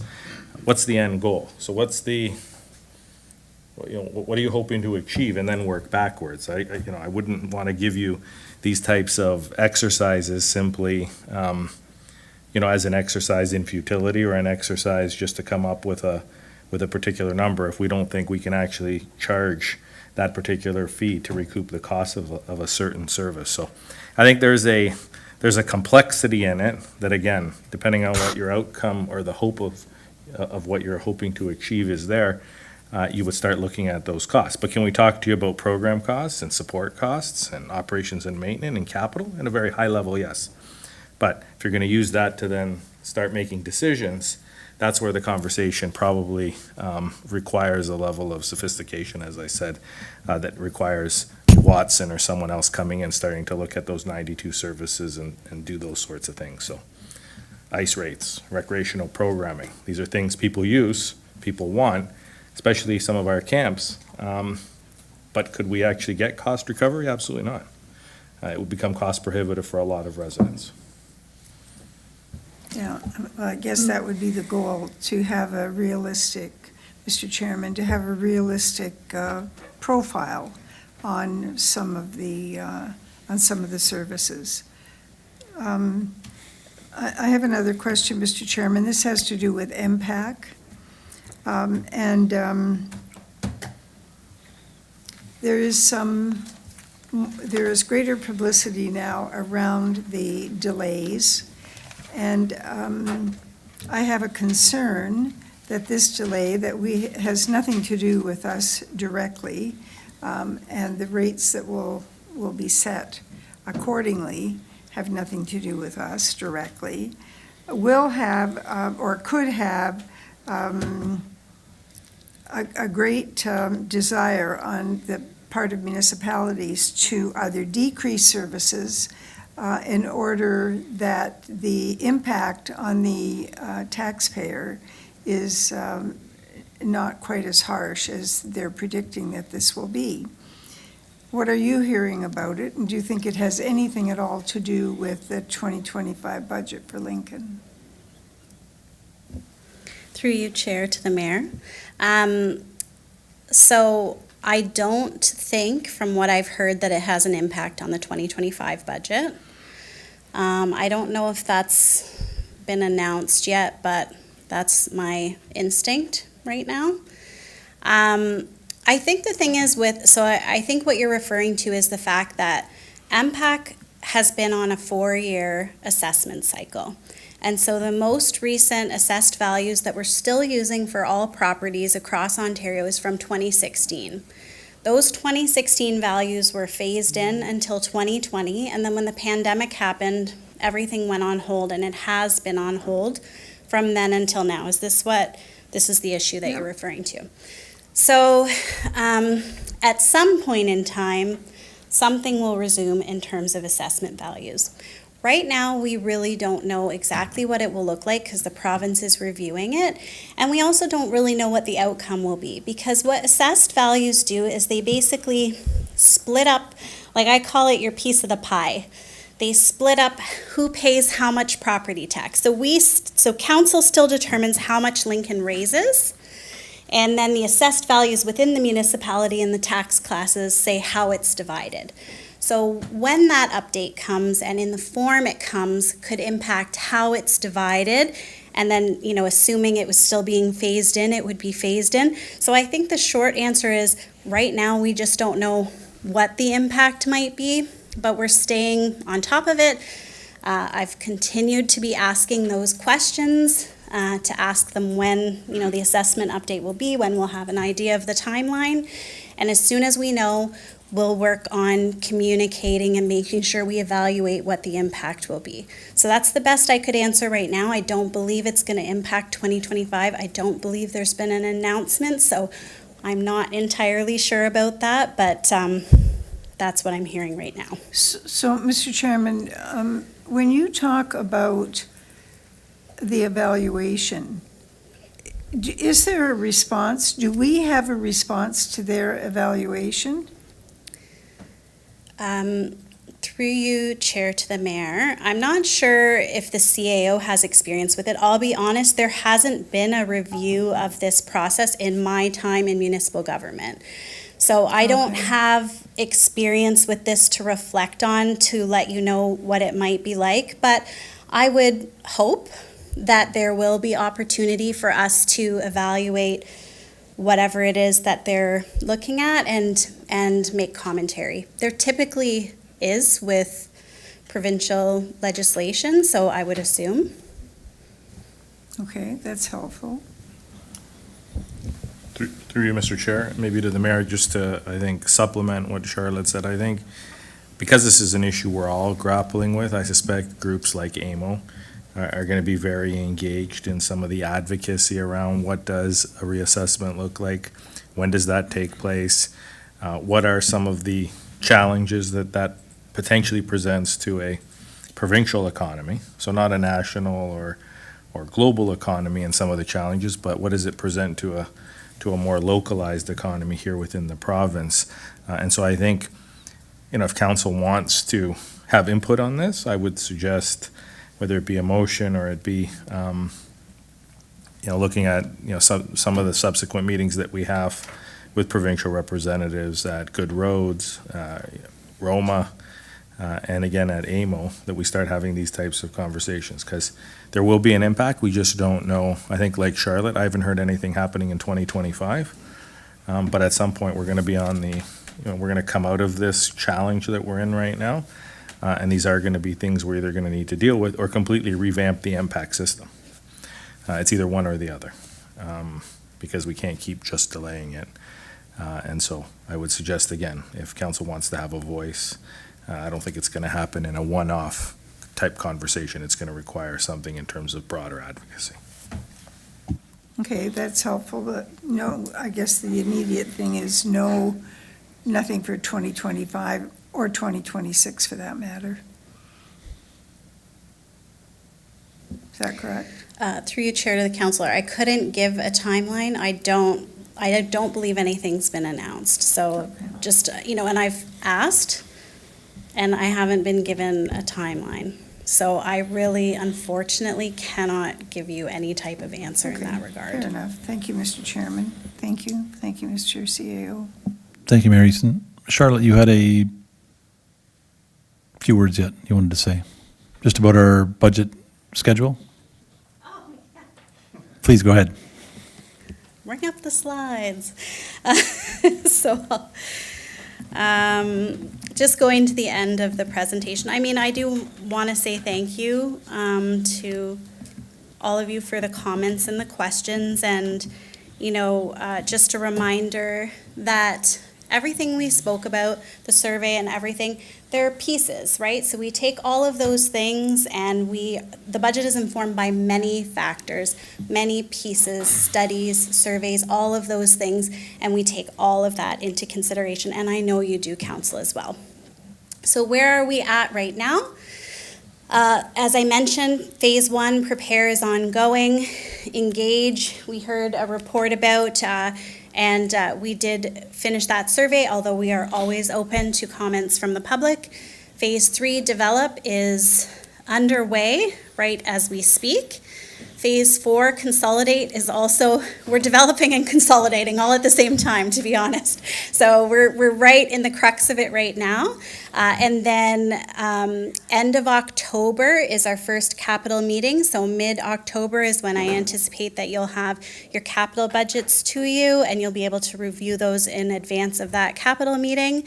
And then we'll continue with the meetings through November and December, and then the budget is scheduled for approval, subject to your desires, in December, and then we would begin educating in January of 2025. Thank you, Charlotte, and Julie and Liliana as well, Mr. CEO, for your comments. There be no further discussion. I have a motion moved by Councillor Russell that committee receive and file for information report FN-13-24 and presentation attached as Appendix A regarding the 2025 budget introduction phase 1. I will now ask our deputy clerk to open the vote. Thank you, Chair. That vote's now open. Madam Mayor? Thank you. And I'll close that vote, and that carries. Thank you. Number 8 on the agenda tonight is confidential items. We have no confidential items this evening. Number 9, committee remarks. Anybody from committee have remarks? I'm going to take a minute to make one. Just as an introduction to budget, which was the title of our presentation, and as a budget warm-up. Latitude was extended to several members this evening as far as time and comments go. And I would ask, as our budget meetings continue, and I'm reminding council that questions of clarification take precedence in our deliberations, and that we could avoid repetitive questions about the same topic. And if comments are needed, and I understand they are needed sometimes, that they're brief in nature and include a question. So those are my remarks for this evening. Seeing no other remarks, there being no other further business, I call this meeting adjourned at 8:11 p.m. Thank you.